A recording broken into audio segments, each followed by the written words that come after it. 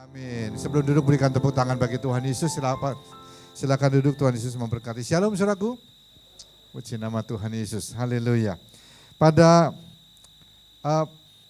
pagi siang hari ini saya mau berbicara tentang satu hal yang amat penting untuk kita mengerti, dan kalau kita mengerti kita bisa mendapatkan hal-hal yang sesungguhnya Tuhan telah sediakan bagi kita di dalam hidup kita. Ternyata saudaraku, di dalam firman Tuhan, Tuhan berbicara bahwa Tuhan itu bermatematika. Ya, Tuhan itu punya hitung-hitungan dan Tuhan itu bermatematika. Saya ingin ajak saudara untuk melihat satu ayat di dalam firman Tuhan. Di dalam kitab Mazmur pasal yang ke-90. Mazmur pasal yang ke-90. Kita akan lihat di dalam kitab Mazmur pasal yang ke-90 ayat yang ke-12. Mazmur 90 ayat yang ke-12.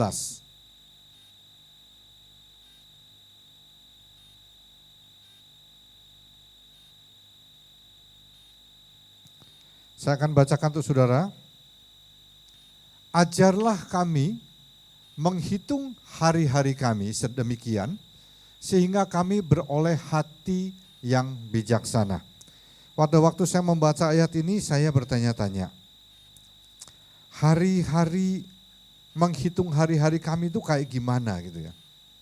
Ya, seringkali dalam hidup kita ini kan kita menjalani hari-hari seolah-olah tanpa makna. Kita jalani hari Senin, hari Selasa, kemudian kita sudah hari Minggu lagi. Lalu kemudian kita jalani hari Senin, Selasa, sudah hari Minggu lagi. Lalu kita bilang, sudah akhir tahun, sudah mau masuk tahun baru. Ya, demikian, sudah mau ulang tahun lagi. Nah saudaraku, jadi seringkali kita melewati hari-hari kita tanpa kita betul-betul mengerti ada makna tertentu di dalam hari-hari yang kita lewati. Mungkin kita akan mengingat hari-hari kita pada waktu kita mengalami sesuatu yang menggoncangkan di dalam hidup kita. Misalnya ada seseorang yang meninggal, misalnya ada satu sakit penyakit tertentu. Lalu kita ingat bahwa hari-hari itu penting di dalam hidup kita. Nah saudaraku, saya membaca di dalam firman Tuhan, saya sebetulnya mencatat, tapi kita akan lihat nanti berapa poin yang kita bisa bicarakan pada pagi hari ini. Saya mencatat ada 9 poin. Ya, bagaimana Tuhan mempunyai hitung-hitungan di dalam hidup kita. Ya. Nah, saya mempunyai 9 poin, tapi nanti kita akan lihat berapa poin yang kita bisa bicarakan pada pagi hari ini. Nah, apa yang kita kerjakan, apa yang kita jalani di dalam hidup ini, sebetulnya Tuhan mempunyai hitungan. Tuhan mempunyai catatan di dalam hidup kita. Nah, yang pertama saya ingin mengajak saudara untuk melihat satu bagian terlebih dahulu di dalam Mazmur 56 ayat yang ke-9. Mazmur 56 ayat yang ke-9 dan ayat yang ke-10. Mazmur 56 ayat yang ke-9 dan ayat yang ke-10.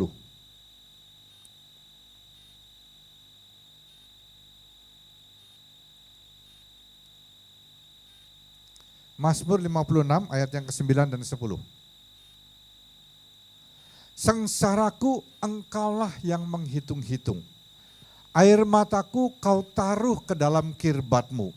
Bukankah semuanya telah kau daftarkan? Ayat yang ke-10. Maka musuhku akan mundur pada waktu aku berseru. Aku yakin bahwa Allah memihak kepadaku. Saudaraku, ayat ini ditulis pada waktu Raja Daud ditangkap oleh Raja dari Gad. Ya, pada waktu itu dia mengalami ketakutan, mengalami sesuatu yang betul-betul menekan dia. Lalu dia mengatakan tentang ayat-ayat ini, sengsaraku engkau yang menghitung-hitung, air mataku kau taruh ke dalam kirbatmu. Bukankah semua telah kau daftarkan?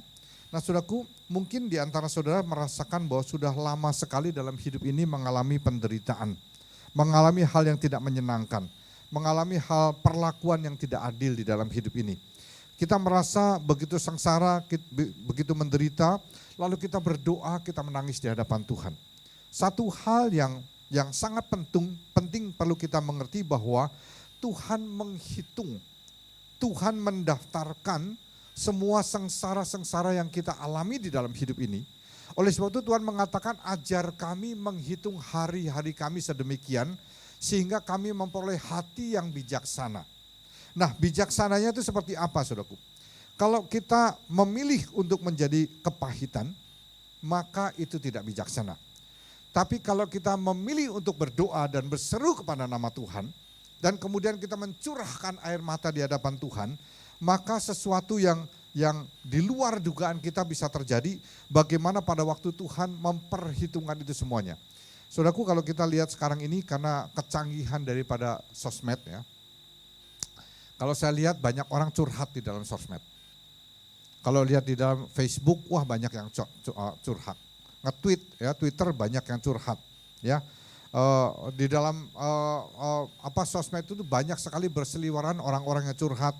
Hari ini saya dimarahin ibu, kemarin saya rugi ditipu orang, kemarin saya kepleset, kemarin saya makan kepedesan, semuanya di sosmed, saudara.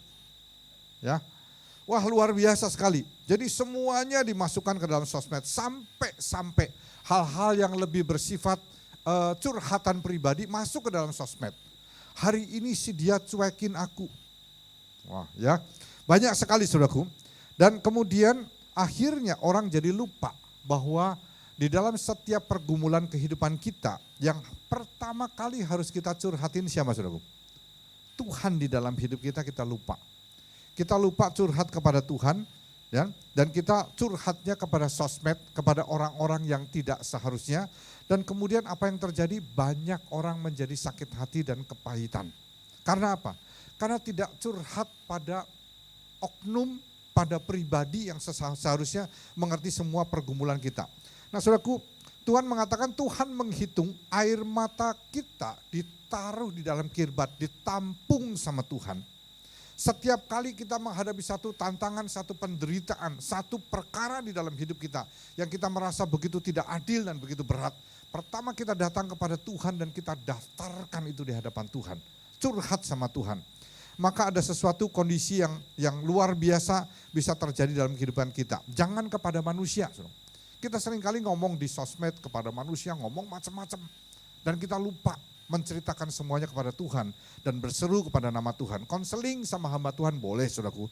Tapi terutama yang pertama kali kita harus mencari adalah hadirat Tuhan. Nah, saudaraku, kalau kita menaruh itu semua kepada Tuhan, firman Tuhan, maka musuhku akan mundur pada waktu aku berseru. Aku yakin bahwa Allah berpihak kepadaku. Ini seruan daripada Daud. Nah, saudaraku, pada satu saat Raja Hizkia itu menderita satu sakit.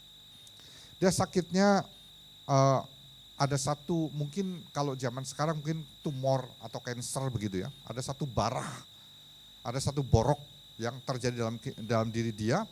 Dan kemudian Nabi Tuhan datang kepada Hizkia dan bilang begini, penyakitmu ini akan membawa kematian kepada engkau.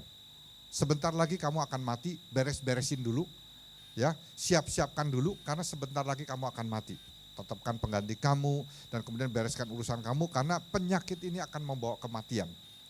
Pada waktu Raja Hizkia mendengar tentang hal itu, dia menghadap tembok dan kemudian dia menangis di hadapan Tuhan. Dia bilang, Tuhan, bukankah aku sudah melakukan semua yang benar di hadapan Tuhan? Bukankah aku mencurahkan seluruh hidupku pada Tuhan? Bukankah aku sudah merobohkan bukit-bukit persembahan berhala dan sebagainya. Dia menangis di hadapan Tuhan, dia berseru kepada Tuhan. Lalu Nabi Tuhan yang menyampaikan berita itu baru jalan keluar dari pintu istana daripada Hizkia. Firman Tuhan datang lagi. Kamu kembali kepada Raja Hizkia. Karena aku melihat dia merendahkan diri, dia hancur hatinya, dia berseru kepadaku, maka aku mendengar dia. Lalu Nabi Tuhan kembali lagi dan dia bilang kepada Hizkia, karena engkau merendahkan diri, karena engkau hancur hati di hadapan Tuhan, karena engkau berseru dan menangis di hadapan Tuhan, bukan pertama kali cari tabib-tabib yang pandai, bukan pertama kali cari nasihat-nasihat daripada banyak penasehat bagaimana untuk membereskan urusannya, bukan mencari manusia, tapi begitu dia mendengar berita itu langsung dia datang kepada Tuhan. Dia berseru kepada Tuhan, dia menangis kepada Tuhan. Karena apa yang dilakukan, attitude yang dilakukan oleh Raja Hizkia, maka langsung Nabi Tuhan diperintahkan balik lagi. Dia bilang, umur kamu akan diperpanjang berapa? 15 tahun. Nah, saudaraku, bertindak dengan bijaksana di dalam hidup kita. Firman Tuhan mengatakan, hitung hari-hari kita. Ajarkan kami menghitung hari-hari kami sedemikian rupa Tuhan. Sehingga kami beroleh hati yang bijaksana. Bertindak dengan bijaksana. Ada takaran pada waktu, takaran-takaran tertentu pada waktu kita berseru kepada Tuhan, kita mengalami penderitaan sampai diakumulasikan kirbatnya itu menampung air mata kita. Sampai pada satu saat Tuhan katakan yes. Dan musuh akan lari di hadapan Tuhan. Kita ingat bagaimana Hana, ibu daripada Samuel. Ya, kemudian sekali lagi baca-baca perjanjian lama dari Kejadian terus ya. Nah, Hana ini dia menangis di hadapan Tuhan karena dia tidak punya anak. Tahun demi tahun dia menangis di hadapan Tuhan. Sepertinya tidak terjadi apa-apa. Firman Tuhan katakan dia sudah mandul. Dia tidak bisa punya anak. Lalu dia menangis di hadapan Tuhan. Dia bilang, Tuhan kalau kau kasih anak, maka aku akan persembahkan anak ini kepadamu.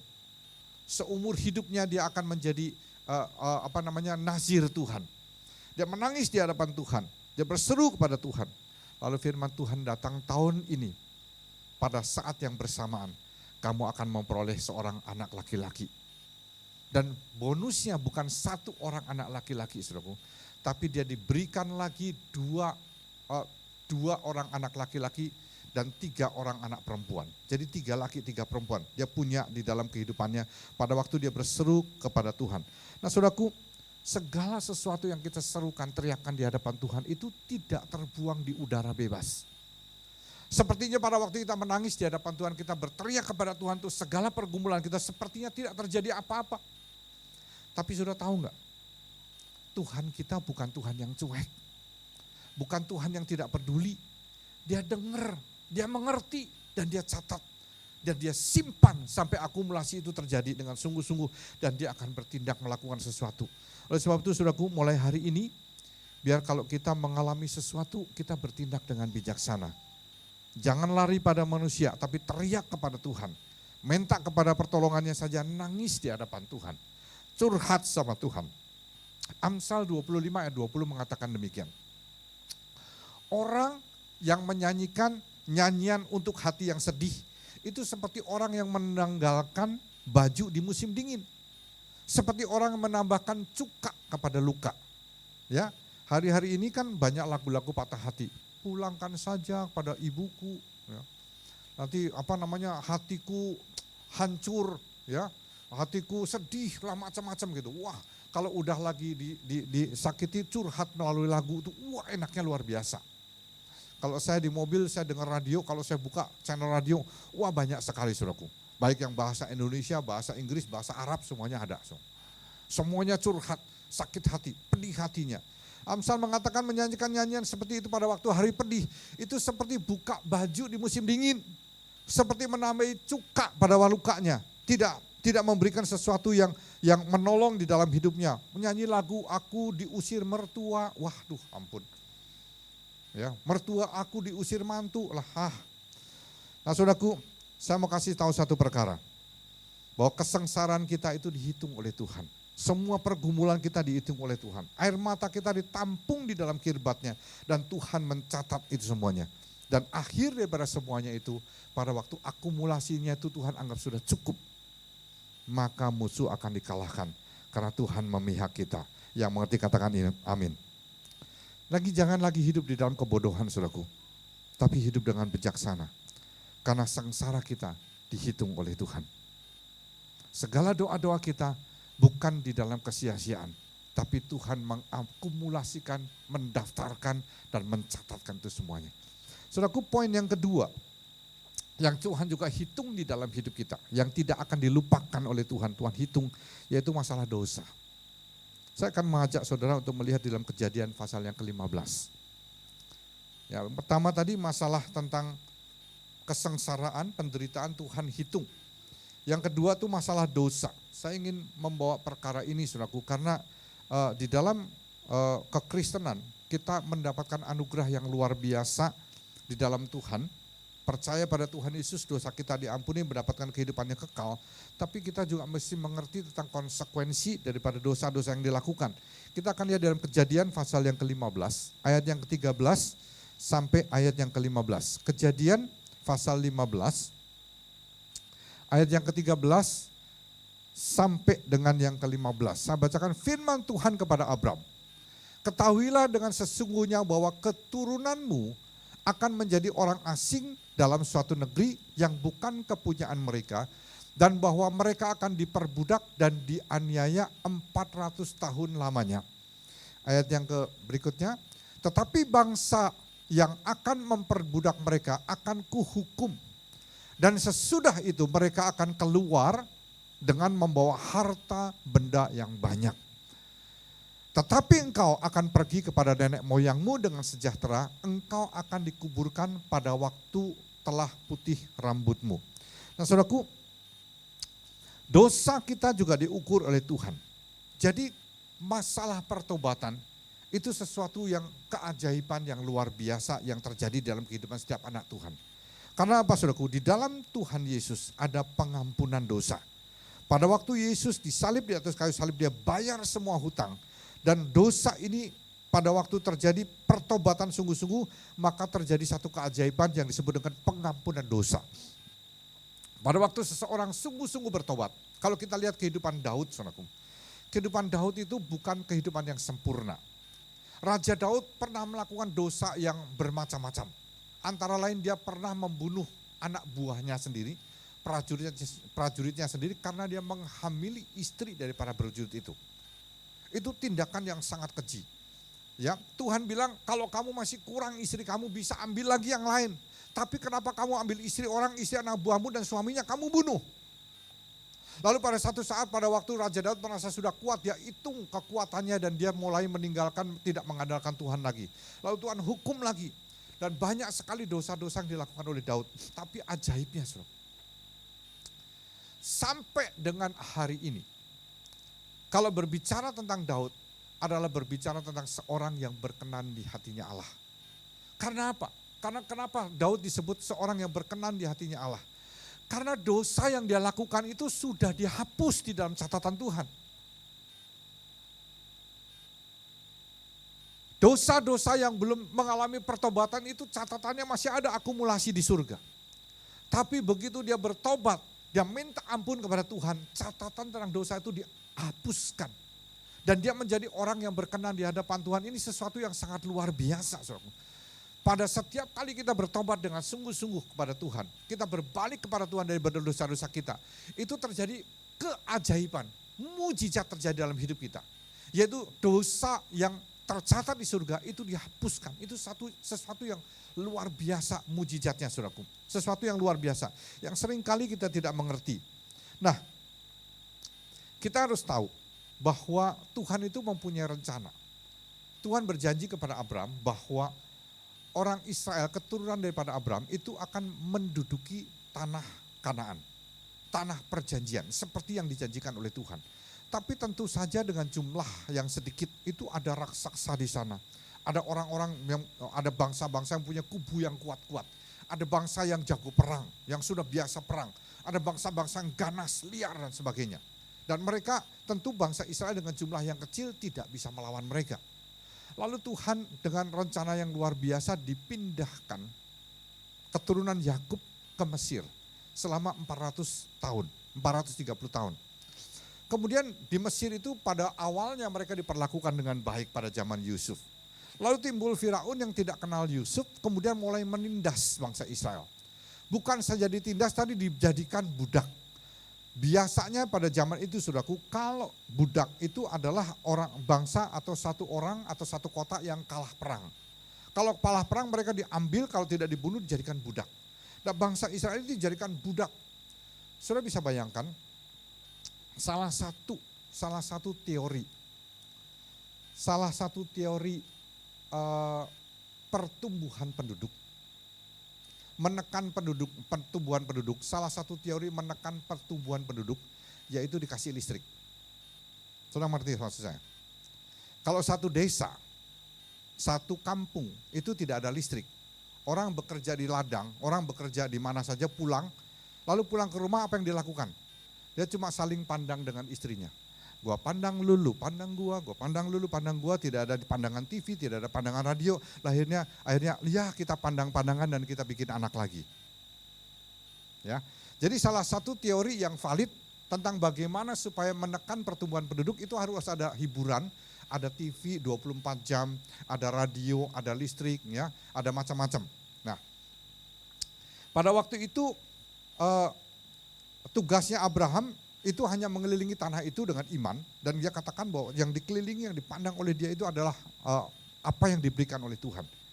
Lalu Israel dipindahkan ke Mesir dan dilipat gandakan oleh Tuhan. Percepatan pertumbuhan penduduk Israel yang luar biasa sekali.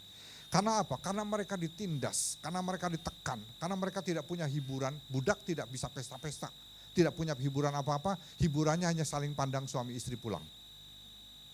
Sehingga itu terjadi seperti orang yang baru keluar dari penjara. Ya, lama tidak bertemu, lalu pandang-pandangan, kemudian pengantin baru lagi. Oleh sebab itu kita berdoa supaya yang muda-muda yang punya anak lagi dulu lah. Ya. Nah, saudaraku, Israel dilipat gandakan karena mereka bertumbuh dengan cepat. Kalau kita baca di dalam firman Tuhan, sampai Firaun takut karena pertumbuhan Israel yang begitu cepat. Pertumbuhan bangsa Israel begitu cepat, lalu mereka makin ditekan, anaknya makin banyak. Makin ditekan, makin banyak, sampai akhirnya Firaun mengeluarkan perintah, anak laki-laki yang dilahirkan oleh orang Ibrani itu harus dibunuh. Pada waktu zaman itulah Musa lahir, dan dia disembunyikan, kemudian dia menjadi anak angkat daripada putri Firaun. Nah, saudaraku, Israel dilipat gandakan dan kemudian katakan mereka akan punya uang, punya harta benda, sehingga mereka punya modal pada waktu pulang ke tanah Kanaan. Mereka menjadi bangsa yang besar, punya kekuatan, punya uang, lalu bisa masuk ke tanah Kanaan dan kemudian mereka bisa berperang dan mengalahkan tanah Kanaan. Nah, saudaraku, ini sesuatu yang sangat-sangat luar biasa. Kalau tidak diperbudak, mungkin pada waktu itu ibu-ibu Israel sibuk dengan arisan PKK, ya. Ya. Nah, kemudian satu hal lagi yang sangat penting, ternyata pada waktu mereka jadi budak, itu mereka juga nggak digaji. Tapi sebetulnya bukan tidak digaji, saudaraku. Gaji mereka disimpan oleh Tuhan, diakumulasikan. Sampai pada satu hari, gaji itu diambil sekaligus pada waktu mereka keluar dari tanah Mesir. Mereka ambil sekaligus, mereka jarah orang-orang Mesir. Bahkan orang Mesir bilang, lu pergi keluar, ini duit ambil, ini emas ambil, ini harta ambil, ini berlian ambil, pokoknya asal pergi. Karena mereka takut sekali pada waktu setiap anak sulung dari setiap rumah tangga dari bangsa Mesir itu mati semuanya. Nah, saudaraku, kemudian yang berikutnya untuk bangsa Israel bisa balik, itu Tuhan harus habisi bangsa-bangsa kafir, bangsa-bangsa liar yang ada di tanah Kanaan. Kalau saya baca di situ kayaknya Tuhan kok rada jahat ya. Bangsa-bangsa di tanah Kanaan dihabisi. Tapi saya percaya bahwa Tuhan kita adalah Tuhan yang adil. Amin. Tidak ada yang lebih adil daripada Tuhan kita. Nah, saudaraku, kalau kita baca kenapa bangsa itu dihabisi. Pada waktu itu dikuasai oleh orang Amori. Kenapa dihabisi? Karena sebetulnya kalau kita baca silsilahnya, saudaraku. Kalau kita baca silsilahnya sebetulnya firman Tuhan sebelum ada Taurat itu adalah diturunkan dari orang tua, dari generasi ke generasi melalui tradisi, melalui perkataan orang tua. Jadi sesungguhnya dari awalnya mereka adalah keturunan Adam, terus keturunan Nuh dan sebagainya, ya. Dan kemudian tradisi tentang pengenalan Tuhan itu sebetulnya sudah ada. Tapi kalau kita baca orang-orang penduduk Kanaan itu mereka menyembah setan. Bukan menyembah Tuhan tapi menyembah setan. Saya percaya bahwa sudah berkali-kali diingatkan, ya, melalui orang tua mereka, tradisi, melalui saudara, melalui teman dan sebagainya. Tapi mereka menyembah setan, bahkan dikatakan mereka menyembelih anak-anaknya dan dipersembahkan kepada setan. Anak kandung, anak-anak kecil disembelih, dipersembahkan kepada setan. Mereka bikin patung-patung menyembah, mereka menyembah matahari, mereka menyembah pohon, mereka menyembah batu, mereka menyembah segala macam. Dan kemudian kalau kita katakan dibiarkan sampai kedurjanaannya menjadi genap. Maksimal penghukumannya. Hari-hari ini kan kita sedang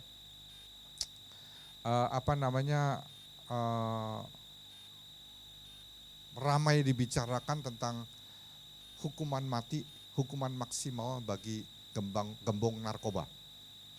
Ya, gembong narkoba dihukum mati, hukuman yang maksimal. Nah, saudaraku, itu seperti yang terjadi pada bangsa Amori yang menguasai Kanaan pada waktu itu, di kedurjanaannya dibiarkan menjadi genap. Ya, seolah-olah seperti tidak pernah ditegur oleh Tuhan. Karena mereka sesungguhnya sudah berpaling dan menyembah setan dan hidup dengan sangat-sangat mengerikan, sangat menyakitkan hati Tuhan. Ya. Nah, Saudara, saya ingin katakan ada satu pribadi, saudaraku, yang juga jarang ditegur sama Tuhan. Namanya Yudas Iskariot. Yudas Iskariot ini muncul di dalam firman Tuhan pada waktu ditegur, itu satu kali pada waktu peristiwa dengan wanita yang ada minyak narwastu. Kemudian setelah itu tidak lama kemudian dia kerasukan, dia menjual Tuhan dan kemudian dia bunuh diri, gantung diri. Banyak orang-orang merasa bahwa hidupnya itu tidak pernah ditegur sama Tuhan walaupun dia hidup dalam dosa. Walaupun dia hidup di dalam kesalahan, dia merasa bahwa Tuhan tidak pernah negur dengan keras. Tidak pernah kasih sakit penyakit yang keras, tidak pernah kasih kebangkrutan, tidak pernah kasih sesuatu yang hebat-hebat gitu. Jadi dia merasa hidupnya oke-oke saja, tidak ditegur sama Tuhan. Saudaraku, saudara harus mengerti bahwa setiap perkara yang belum diselesaikan di hadapan Tuhan, setiap dosa yang belum diselesaikan di hadapan Tuhan, itu terakumulasi, tercatat di surga. Setiap perkataan sia-sia yang saudara ucapkan, yang belum diselesaikan di dalam doa saudara kepada Tuhan, sungguh-sungguh bertobat dan nangis di hadapan Tuhan, itu tercatat di surga. Setiap ketidakadilan yang saudara lakukan kepada orang-orang miskin, kepada orang-orang yang lemah, kepada orang-orang yang tidak berdaya. Setiap perkara yang kita lakukan yang menyakiti hati Tuhan, yang kelihatannya tidak ditegur sama Tuhan, ada catatan di surga. Jadi pada waktunya, saudaraku, pada waktu akumulasi dosa itu sudah sedemikian rupa, maka hukuman Tuhan akan datang di dalam kehidupan kita. Nah, saudaraku, kalau Tuhan tidak berbicara apa-apa, bukan berarti bahwa Tuhan suka dengan apa yang kita lakukan. Saudara ingat pada waktu bangsa Israel keluar dari tanah Mesir, kemudian Tuhan bilang perjalanan yang 11 hari, bahkan kurang, untuk sampai dari Mesir ke Kanaan, itu dibuat oleh Tuhan sampai 40 tahun berkeliling-keliling. Dan dikatakan bahwa semua laki-laki yang berumur 20 tahun ke atas, yang sudah bisa berperang, yang sudah mengerti, itu tidak ada satupun yang masuk ke tanah Kanaan. Kecuali Yosua dan Kaleb. Karena mereka mempunyai hati spirit yang berbeda. Ya. Nah saudaraku, kemudian dikatakan bahwa mereka akan berkeliling-keliling dan mati di tanah Kanaan. Karena dikatakan, kalau kita baca di dalam firman Tuhan, di dalam bilangan saudaraku ya, nanti saudara catat saya bilangan 14, 22 sampai 23. Dikatakan bahwa mereka sudah 10 kali mencobai Tuhan. 10 kali mencobai Tuhan. Apakah setiap kali mencobai Tuhan mereka ditegur? Tidak selalu. Apakah mereka dikasih tahu di muka sama Tuhan? Hei, kalau kamu sampai 10 kali mencobai aku, maka kamu tidak masuk tanah Kanaan. Apakah pernah Tuhan ngomong begitu? Enggak pernah.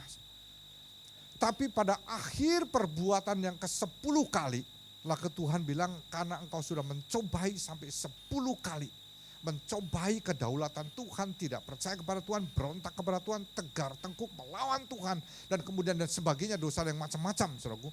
Sampai 10 kali, maka Tuhan katakan kalian tidak masuk dalam tanah perjanjian. Walaupun sebelumnya Tuhan gak pernah ngomong 10 kali kamu gak boleh masuk loh. Demikian juga dengan kehidupan kita, saudaraku. Tuhan tidak pernah ngomong kalau kamu sampai dosanya gini, kamu akan mati loh. Kamu akan dihukum loh. Tapi itu semuanya diakumulasi oleh Tuhan. Oleh sebab itu saudaraku, Tuhan kita bukan Tuhan yang bisa dibikin main-main. Lebih bagus kalau hati kita masih peka dan Tuhan tegur dengan keras. Pada satu saat Petrus ditegur dengan keras, dengan sangat menyakitkan. Dia disebut iblis, enyah daripada hadapanku. Disebut iblis, saudaraku. Tapi itu sesuatu yang sangat luar biasa karena Petrus bertobat. Dan kemudian dia menjadi soko guru di dalam rumah Tuhan. Nah saudaraku, saya percaya bahwa Tuhan sempurna di dalam keadilannya. Tuhan mencatat semua, Tuhan menimbang semuanya. Oleh sebab itu saya katakan pada siang hari ini, ayo kita hidup benar di hadapan Tuhan, jangan ngawur-ngawur lagi hidupnya. Ya, jangan hidup sembarangan lagi, jangan semaunya kita lagi, semaunya gue lagi, tapi hidup berkenan kepada Tuhan, tabur yang baik di dalam hidup supaya kita menuai kehidupan di dalam Tuhan. Yang mengerti katakan amin. Nah saudaraku, yang pertama tadi kesengsaraan kita dicatat oleh Tuhan, dihitung oleh Tuhan. Air mata kita ditampung di kirbatnya Tuhan. Pada waktunya Tuhan akan bertindak dan melakukan sesuatu. Yang kedua, saudaraku, dosa itu juga dicatat di hadapan Tuhan. Satu perkara yang luar biasa ajaib. Pada waktu kita berbalik daripada dosa, bertobat sungguh-sungguh dihapuskan di surga. Tapi setiap dosa, apapun besar, kecil, semuanya yang diingatkan Roh Kudus. Kalau belum dibereskan sungguh-sungguh di hadapan Tuhan, itu diakumulasi. Tidak peduli saudara orang yang sangat mengerti Alkitab, lulusan sekolah Alkitab, doktor teologi sekalipun, kalau tidak dibereskan di hadapan Tuhan, itu diakumulasi sampai ada maksimalnya, nanti akan terjadi sesuatu di dalam kehidupan saudara. Nah saudaraku, kita perlu memperhatikan sungguh-sungguh tentang peringatan Tuhan di dalam kehidupan kita. Yang ketiga, poin yang ketiga saudaraku, ya, yang saya catat adalah masalah doa. Doa yang kita panjatkan kepada Tuhan itu juga ada ukurannya saudaraku, ada hitungannya. Saya akan mengajak saudara melihat di dalam 1 Raja-Raja pasal yang ke-18. 1 Raja-Raja pasal yang ke-18 ayat yang ke-42 sampai dengan 46. 1 Raja-Raja pasal 18 ayat 42 sampai 46. Lalu Ahab pergi untuk makan dan minum. Tetapi Elia naik ke puncak gunung Karmel, lalu ia membungkuk ke tanah dengan mukanya di antara kedua lututnya. Dia sungguh-sungguh berdoa dan menghargai hadirat Tuhan. Setelah itu ia berkata kepada bujangnya, naiklah ke atas, lihat ke arah laut. Bujang itu naik ke atas, ia melihat dan berkata, tidak ada apa-apa. Kata Elia, pergilah sekali lagi. Demikianlah sampai 7 kali. Pada ke-7 kalinya berkatalah bujang itu, wah, awan kecil sebesar telapak tangan timbul dari laut. Lalu kata Elia, pergilah, katakan kepada Ahab, pasang keretamu dan turunlah, jangan sampai engkau terhalang oleh hujan. Maka dalam sekejap mata langit menjadi kelam oleh awan badai, lalu turunlah hujan yang lebat.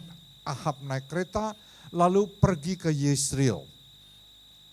Tetapi kuasa Tuhan berlaku atas Elia yang mengikat pinggangnya dan berlari mendahului Ahab sampai ke jalan yang menuju Yezreel. Nah saudaraku, kenapa Elia doa kok sampai 7 kali? Saudara? Karena ada hitung-hitungannya di hadapan Tuhan. Tuhan Yesus berkata, minta dan terus minta, maka akan diberikan kepadamu. Di bahasa yang lebih tepat terjemahnya karena minta, terus minta, maka akan diberikan kepadamu. Di dalam salah satu buku yang dikarang oleh Robert Liardon, judulnya I Saw Heaven, saya melihat surga. Di situ pada waktu dia berumur 12 tahun, rohnya diangkat ke surga. Dan kemudian dia melihat, Robert Liardon melihat di surga ada satu gudang. Gudang itu berisi organ-organ manusia. Ada mata di situ, ada telinga, ada otak, ada jantung, ada liver, ada ginjal, ada macam-macam. Lalu pada waktu dia bertanya kepada Tuhan, Tuhan katakan bahwa semua itu disediakan oleh Tuhan kepada anak-anak Tuhan yang sedang sakit di bumi. Lalu berdoa minta diberikan organ yang baru, minta mujizat daripada Tuhan. Tapi tentu saja pada waktu malaikat bawa di dalam perjalanan, itu terjadi pertempuran dengan iblis, dengan kuasa kegelapan yang menghambat supaya organ itu bisa dikirim dengan cepat kepada orang yang sedang berdoa. Terjadi pertempuran yang begitu intens, kemudian sampai akhirnya malaikat memenangkan pertempuran pada waktu melawan kuasa kegelapan sampai kepada orangnya. Lalu kemudian malaikat bilang, saya tidak bisa memasukkan organ ini mengganti organ yang sakit dalam tubuh orang itu. Kenapa? Karena saya menjumpai imannya sudah hilang. Doanya sudah berhenti, dia sudah putus asa dan menyerah. Sehingga ginjalnya dibawa pulang lagi ke surga, paru-parunya dibawa pulang lagi ke surga, jantungnya dibawa pulang lagi ke surga. Tidak bisa terjadi satu mujizat kesembuhan pada orang itu karena imannya sudah tidak dijumpai lagi. Nah saudaraku, saya percaya bahwa mungkin kebutuhan-kebutuhan kita yang lain bukan hanya organ-organ tubuh kita. Itu juga disediakan Tuhan di surga. Ya, seringkali kita meminta sesuatu kepada Tuhan dan kemudian kita tidak meminta sungguh-sungguh, intens, terus-menerus dan beriman bahwa Tuhan memberikan. Nah saudaraku, di dalam Yakobus 5 ayat 17 dikatakan Elia itu manusia biasa. Tapi dia sungguh-sungguh berdoa sehingga hujan 3,5 tahun tidak turun. Lalu dia sungguh-sungguh berdoa lagi, hujan turun. Nah saudaraku, jelas Yakobus mengatakan Elia itu manusia biasa saja, bukan supranatural. Dia sama, dia lapar, dia makan, dia takut. Ya, dia minta terus sampai digenapi. Di dalam kitab Wahyu ada disebut tentang cawan doa di surga. Pada waktu orang-orang kudus menaikkan doa bersama-sama dupanya naik ke surga. Doa dari para orang-orang kudus dan seperti dupa naik ke surga. Lalu dikatakan akan kembali ke bumi seperti ledakan yang luar biasa. Nah, saya percaya bahwa ledakan ke bumi itu terjadi karena mujizat terjadi akibat dari doa orang-orang kudus yang dinaikkan ke surga. Doa yang sungguh-sungguh saudaraku, saya percaya ada konsekuensinya. Doa yang sungguh-sungguh disampaikan kepada Tuhan diperhatikan oleh Tuhan. Saya berdoa supaya hidup kita tetap dipakai sama Tuhan. Amin saudaraku. Saya mau dipakai oleh Tuhan. Saya berdoa, kalau dipakai oleh Tuhan bukan berarti saudara semua bisa khotbah sama saya. Siapa yang dengerin nanti? Kalau semuanya khotbah, ya. Tapi di dalam fungsi kita, dalam kapasitas kita masing-masing, kita bisa dipakai oleh Tuhan luar biasa.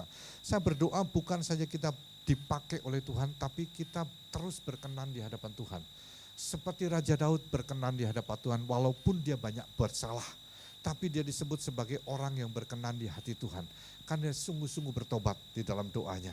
Nah saudaraku, banyak doa-doa yang macam-macam.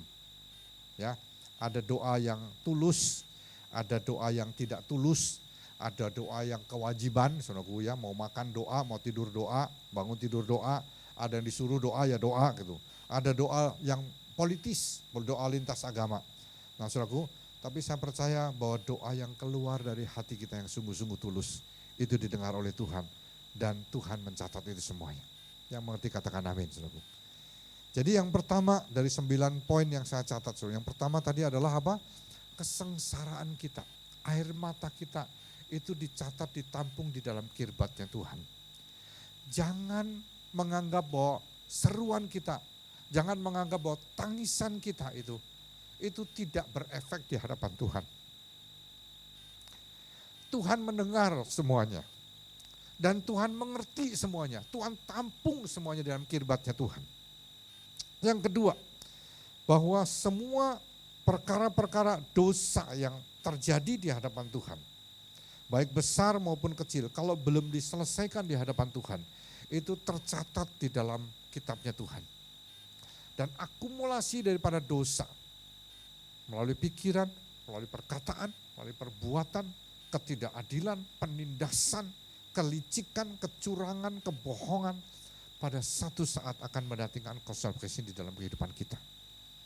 Ya, kecuali mujizat Tuhan terjadi, yaitu dosa itu dihapuskan dari kitabnya Tuhan, karena kita bertobat sungguh-sungguh di hadapan Tuhan. terjadi mujizat pembersihan pengampunan dosa di dalam hidup kita. Yang ketiga, saudaraku, tentang doa. Doa yang disampaikan dengan tulus itu punya konsekuensi. Ya, kalau kita berdoa sungguh-sungguh di hadapan Tuhan, maka akan terjadi sesuatu yang luar biasa di hadapan Tuhan. Kalau saya ingin membahas satu lagi, saudaraku ya, dari 9 poin saya akan membahas satu lagi tentang martir. Martir, orang yang karena iman itu mati di hadapan Tuhan. Karena mempertahankan iman, mempertahankan Kristus, tidak mau menyangkal, dia mati di hadapan Tuhan. Kita saat ini kan lagi rame-ramenya ISIS, ya, ISIS. Dia mengeksekusi orang-orang Kristen, suruh sangkal Kristus. Kemudian setelah itu lehernya digorok seperti binatang, darah muncrat kemana-mana, kepalanya dipotong, digantung dan sebagainya. Itu bukan cuma 1-2, tapi ribuan, puluhan ribu. Saya nggak tahu berapa banyak yang sudah diperlakukan seperti itu oleh ISIS. Dan sebetulnya saudaraku bukan hanya mereka dibunuh, tapi mereka juga diperkosa. Diperlakukan dengan sebagai budak seks. Mereka diperlakukan seperti binatang. Wanita-wanita direndahkan dengan cara yang sangat mengerikan. Nah saudaraku, mereka dipaksa hamil supaya melahirkan anak-anak untuk generasi berikutnya daripada ISIS. Nah ini sesuatu yang sangat mengerikan. Kalau sudah baca bukan hanya di Timur Tengah, tapi di Afrika, Nigeria, saudaraku. Mereka juga orang-orang Kristen diculik, dibunuh, dibantai, dijadikan budak dan sebagainya. Bahkan orang-orang yang sedang beribadah di gereja, itu gerejanya dilempari bom dan kemudian mati semua orang di gereja. Nah saudaraku, orang-orang seperti ini, mereka mati dengan cara yang sangat mengerikan. Lalu orang bertanya, where are you God? Di manakah engkau Tuhan? Kenapa kok Tuhan tidak peduli? Orang-orang Kristen dibantai, disiksa, dibunuh, diperkosa, digorok lehernya. Semua dibom sampai mati. Nah saudaraku, saya percaya bahwa semua martir yang mati untuk Tuhan, itu ada ukurannya. Ada hitung-hitungannya sama Tuhan. Alkitab mengatakan sampai jumlah itu genap. Ada orang bilang, Tuhan kenapa kok kejam begitu ya? Saudaraku, Rasul Paulus mengatakan, aku menggenapkan di dalam tubuhku. Aku menggenapkan di dalam tubuhku apa yang sudah terjadi pada Kristus, penderitaan yang Kristus. Aku menggenapkan di dalam tubuhku. Makanya pada waktu dia dianiaya, pada waktu dia disiksa, pada waktu dia dilempari batu, pada waktu dia dicambuk, pada waktu dia dipenjara, pada waktu dia kelaparan, pada waktu dia kapal karam, pada waktu dia capek, pada waktu dia mengalami segala penderitaan. Dia bersukacita dan bersyukur. Karena katakan, aku menggenapkan semuanya penderitaan Kristus di dalam tubuhku. Saudaraku, semuanya ada hitungannya. Apa saudara pikir bahwa Tuhan itu diam, tidur, tidak bertindak? Tuhan bertindak, saudara. Di alam roh sedang terjadi sesuatu. Saudara berpikir bahwa Tuhan di surga diam-diam saja, setelah Tuhan Yesus naik ke surga diam-diam saja? Tidak. Tuhan melakukan sesuatu, Tuhan mencatat semuanya, Tuhan punya hitung-hitungannya semuanya. Setiap korban yang kita lakukan itu ada hitungannya, saudara. Korban keuangan yang kita berikan itu ada hitungannya. Korban tenaga ada hitungannya. Korban segala sesuatu korban yang kita lakukan dalam pelayanan waktu dan sebagainya itu ada hitungannya. Tidak pernah sia-sia, saudaraku. Tidak pernah hilang begitu saja. Nah saudaraku, pada satu saat Tuhan Yesus memperhatikan di bait Allah. Ada seorang janda miskin dan seorang kaya. Orang kaya memberikan persembahan banyak sekali. Memberikan persembahan yang banyak. Lalu ada seorang janda miskin. Dia menangis di hadapan Tuhan. Dia berdoa minta ampun kepada Tuhan. Dan kemudian dia hanya memberikan 2 peser uang. Uangnya kecil. Lalu Tuhan Yesus bilang, ini orang yang benar. Ini yang benar itu janda ini. Walaupun dia memberikan sedikit, tapi dia sudah memberikan seluruh yang dia punya. Dan memberikan seluruh hidupnya. Kenapa? Artinya apa, saudara? Artinya Tuhan menghitung. Tuhan melihat yang memberi banyak, Tuhan melihat yang memberi sedikit. Artinya apa? Tuhan hitung ada banyak, ada sedikit. Tapi terlebih daripada itu Tuhan lihat hati, ketulusan, kesungguhan hati. Nah saudaraku, ini penting sekali untuk kita mengerti dalam hidup kita.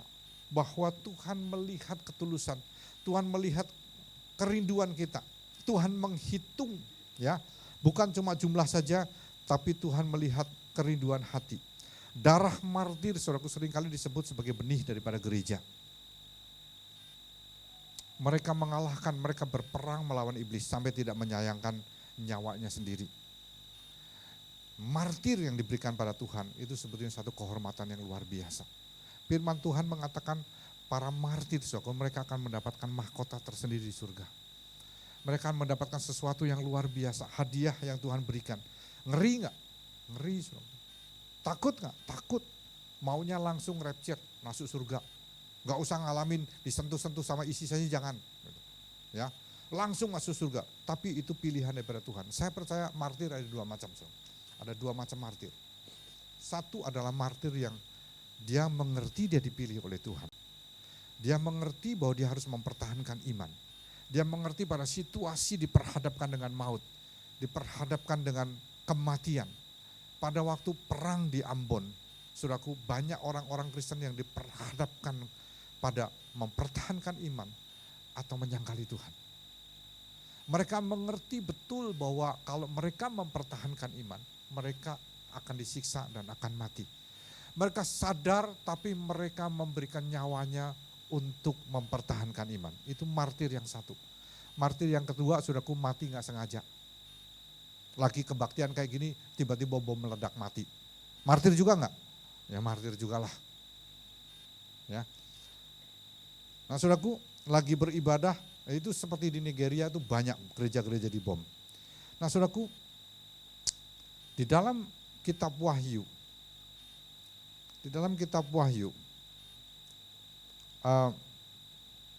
pasal yang ke-6, ayat yang ke-9 sampai ke-11.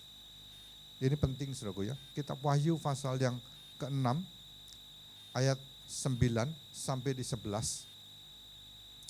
Saya bacakan, dan ketika anak domba itu membuka meterai yang kelima, aku melihat di bawah mezbah jiwa-jiwa mereka yang telah dibunuh oleh karena firman Allah dan oleh karena kesaksian yang mereka miliki. Dan mereka berseru dengan suara nyaring, katanya, berapa lamakah lagi ya penguasa yang kudus dan benar, engkau tidak menghakimi dan tidak membalaskan darah kami kepada mereka yang diam di bumi? Dan kepada mereka masing-masing diberikan sehelai jubah putih. Dan kepada mereka dikatakan bahwa mereka harus beristirahat sedikit waktu lagi. Hingga apa, saudaraku? Genap jumlah kawan-kawan pelayan dan saudara-saudara mereka yang akan dibunuh sama seperti mereka. Nah, saudaraku, kita mengerti bahwa martir itu dihitung oleh Tuhan. Pada waktu martir-martir itu berteriak, berapa lama lagi ya penguasa, ya Tuhan kau akan membalaskan darah kami kepada mereka-mereka yang menganiaya dan membunuh dan menjadikan mereka menjadi dibunuh dengan kejam. Saudaraku, darah daripada Habil satu orang itu berteriak sampai surga. Darah itu melaporkan tentang penganiayaan dan pembunuhan dilakukan oleh Kain. Saudaraku, berapa banyak martir yang sudah dibunuh dan darah itu berteriak kepada Tuhan. Kapan Tuhan akan membalaskan perbuatan mereka yang dikuasai oleh iblis itu?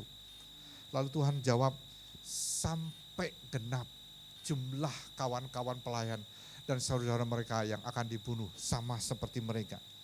Saya percaya, saudaraku, bahwa Tuhan tidak pernah salah, tidak pernah keliru. Ada hitung-hitungan Tuhan. Cara menghitung Tuhan saya tidak mengerti, saudaraku. Tapi tugas kita adalah mendoakan mereka yang hidup di dalam penganiayaan, hidup di dalam penderitaan, hidup di dalam mempertahankan iman, dan mereka harus mati karena mempertahankan iman. Saudaraku, kita harus mendoakan para hamba-hamba Tuhan yang sudah rela, saudaraku, dengan sepenuh hati melayani. Walaupun mereka mempunyai kesempatan untuk mendapatkan karier yang lebih baik di dalam dunia. Mereka bisa mendapatkan kekayaan yang lebih banyak. Mereka bisa mendapatkan hal-hal yang lebih baik di dalam hidup mereka kalau mereka tidak menjadi hamba Tuhan. Kita harus menghormati mereka. walaupun tidak ada manusia yang sempurna. Banyak sekali hamba-hamba Tuhan yang mempunyai kekurangan-kekurangan di dalam pelayanan mereka, dalam hidup mereka. Tapi kita harus menghormati bagaimana mereka memberikan hidup mereka untuk bisa melayani Tuhan.